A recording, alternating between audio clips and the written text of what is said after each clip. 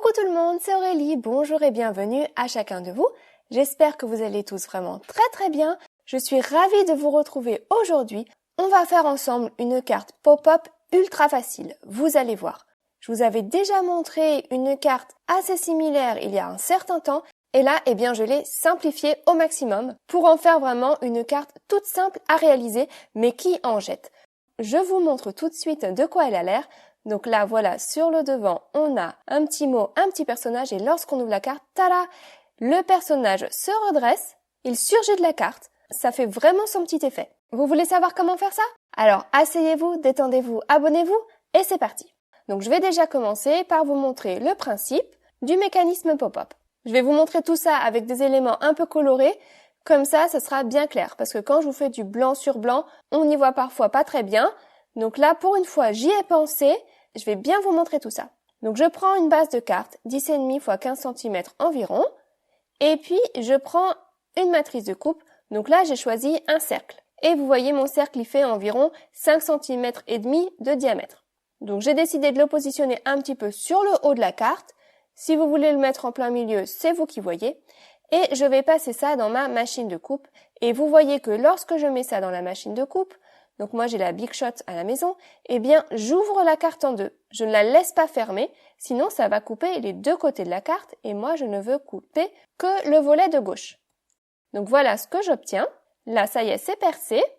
Ensuite, pour le mécanisme pop-up, il va vous falloir deux éléments. Une bande de papier de 2 cm de large environ et 13 cm de long et un carré de 4 cm de côté. C'est tout. Seulement ces deux éléments-là. Sur la bande de 13 cm de long, je vais venir me tracer des repères. Donc à 1,8 cm, puis à 4 cm, puis de nouveau à 1,8 cm, puis de nouveau à 4 cm. D'accord? Et puis il y a un petit reste qui fait un peu moins d'1,5 cm. Donc je répète, 1,8, 4, 1,8, 4. Et puis ensuite, je viens donc marquer le pli au niveau de ces repères. D'accord? Vous allez voir, cette carte n'a rien de compliqué, surtout si on suit les étapes les unes après les autres. Donc ensuite, je viens bien marquer tous les plis. Voilà, ça y est. Et ça va me permettre d'obtenir un parallélépipède rectangle. Vous voyez, lorsque je le ferme comme ceci, et on a même deux morceaux qui vont pouvoir se superposer pour venir se coller. Si on veut, on peut biseauter un petit peu les bouts de l'extrémité, là, comme je viens de le faire. On met de la colle par-dessus et on vient coller ça en joignant les deux extrémités. Et voilà ce qu'on obtient. Ça, c'est le premier élément de notre pop-up. Pour le deuxième, on va donc prendre notre carré de 4 cm de côté et je vais venir me faire un peu des repères pour découper un quart de ce carré. Vous voyez? Donc là, je me suis aidée des lignes de ma grille et je viens couper donc un quart du carré. Voilà ce que j'obtiens, un peu une forme de Tetris. Je viens replier les deux côtés les plus longs, vous voyez. Et puis ensuite, je viens plier le tout à nouveau, cette fois-ci en deux. Voilà. Donc vous voyez, je vais donc obtenir 3 plis. Et pour que ce soit plus clair, je vais venir vous les marquer au crayon. Donc ça, c'est pas une étape nécessaire du tout. C'est juste pour mieux vous montrer à la caméra où sont les plis. Ensuite, je prends mes ciseaux et je viens redécouper le coin de cette forme.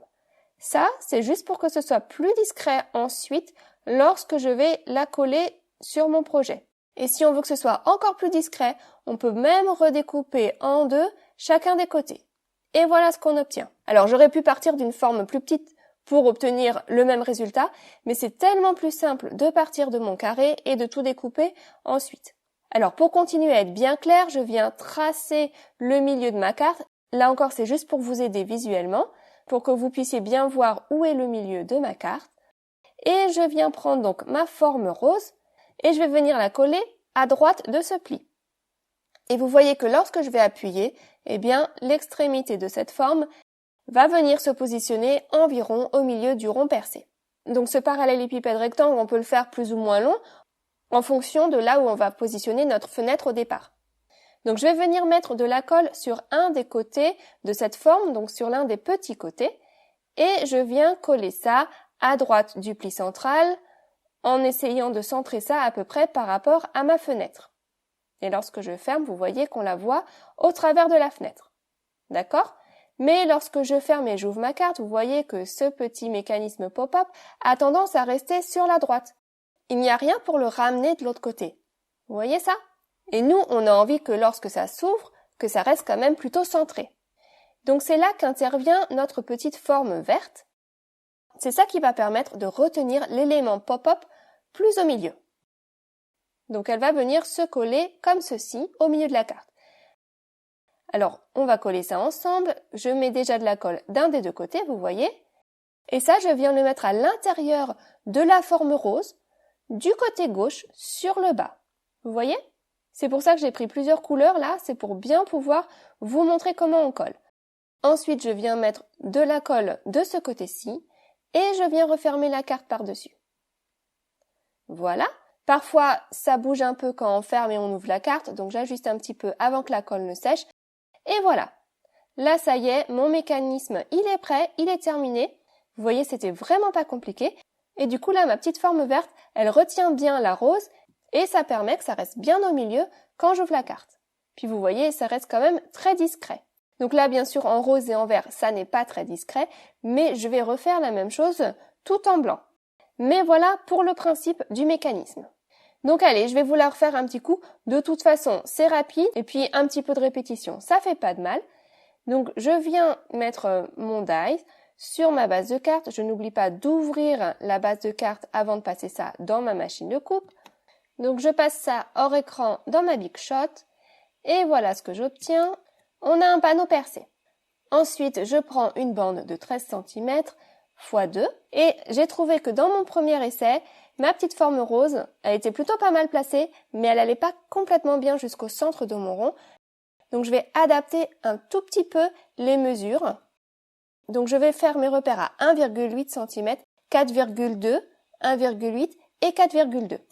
D'accord? Ça va juste raccourcir un tout petit peu la petite languette qui permet de coller, mais ça va allonger ma forme finale pour qu'elle arrive un tout petit peu plus au centre de mon cercle.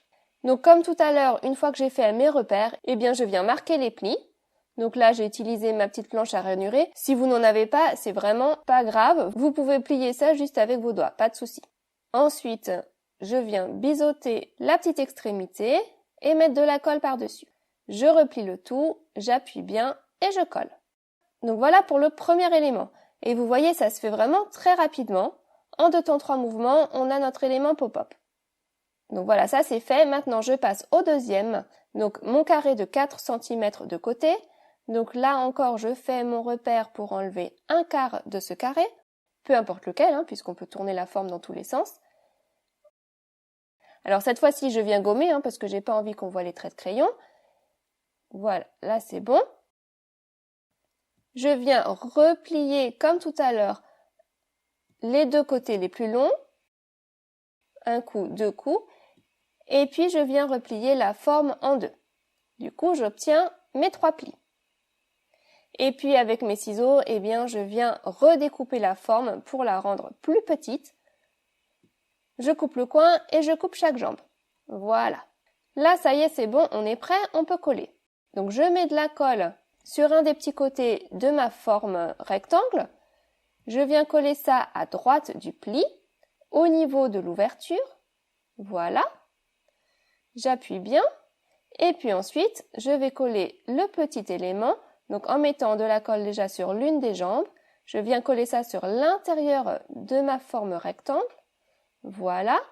Je replie le tout et je viens mettre de la colle de l'autre côté. Voilà. Et je ferme ma carte par-dessus. J'appuie bien.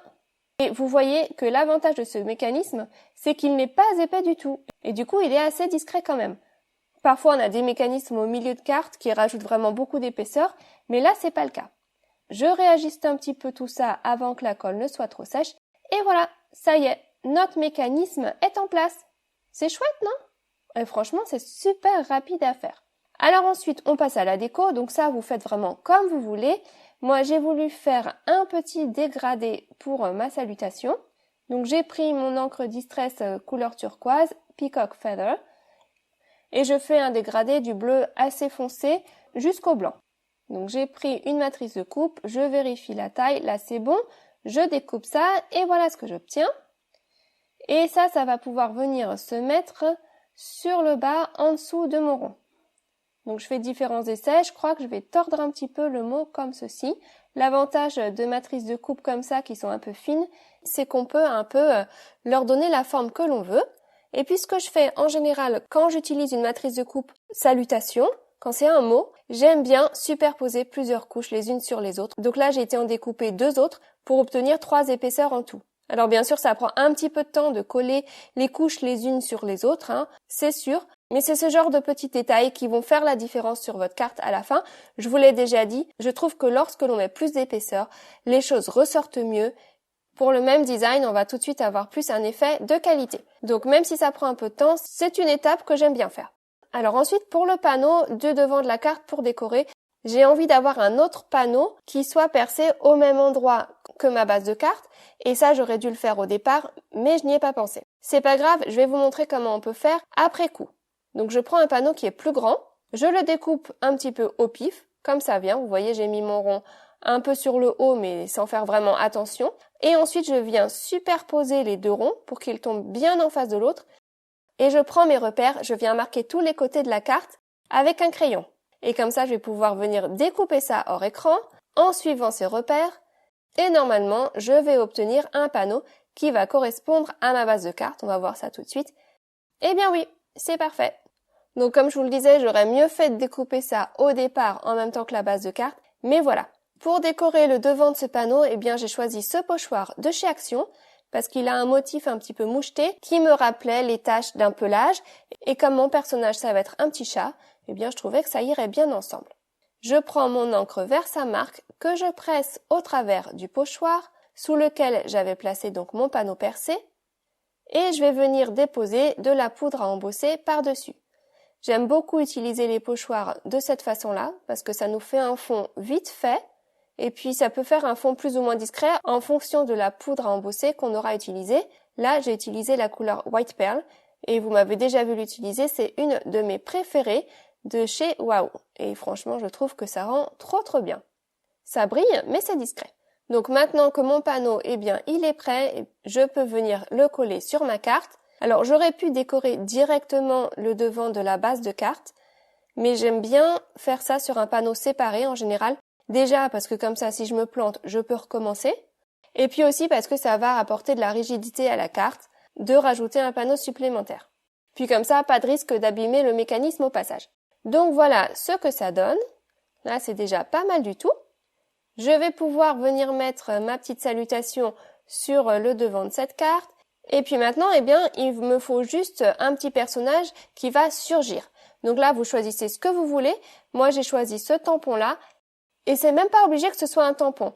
Donc vous pouvez prendre un tampon qui vous plaît, mais vous pouvez également prendre une découpe par exemple. Vous prenez vraiment ce que vous voulez. Donc j'ai été prendre mes feutres OUU. J'ai été rapidement faire une petite colorisation sur ce petit chat. J'ai été également prendre un stylo gel blanc pour mettre quelques accents de couleur. Et voilà ce que j'obtiens. Donc mon petit personnage là, il est tout mignon, il est prêt. Il ira se mettre à ce niveau-là, au niveau de la fenêtre. Donc sur mon mécanisme. Donc on peut choisir de le mettre directement par-dessus comme ceci si on veut, hein. Mais voilà, on aperçoit quand même le mécanisme au travers de la fenêtre. Bien que ce soit blanc sur blanc, ça se voit quand même. Donc ce que l'on peut faire par exemple, c'est venir redécouper un cercle. Donc de la même taille que mon ouverture, j'ai pris la même matrice de coupe. Je viens mettre un petit peu de colle à l'extrémité du mécanisme, donc sur la partie courte, et je viens coller mon cercle par-dessus. Et du coup, eh bien, tout est caché quand la carte est fermée. Et puis, lorsque ça s'ouvre, eh bien, on a cette plateforme pour venir accrocher notre personnage, nos salutations, tout ce qu'on veut. Franchement, je trouve que ça le fait. Pas tant de travail que ça, mais ça a son effet waouh. Alors ensuite, pour mieux finir la carte, j'ai décidé de venir découper un petit anneau qui ira se coller comme ceci sur le contour du rond, juste pour une meilleure finition. Ensuite, sur le bas du rond intérieur, sur le rond beige, j'ai été accrocher une petite salutation. Donc, je vous montre au dos, j'ai mis une petite languette et j'ai été coller une salutation par-dessus. Donc, comme ça, elle est juste à la base du rond. Et puis, je vais venir donc coller mon personnage au milieu de ce rond. Là, voilà, c'est bon, c'est en place. Hop là. Et avant de venir coller donc mon anneau doré, je trouvais que le fait que mon personnage soit coupé sur le devant de la carte, ça manquait de quelque chose. Donc j'ai décidé de venir rajouter le reste du dessin.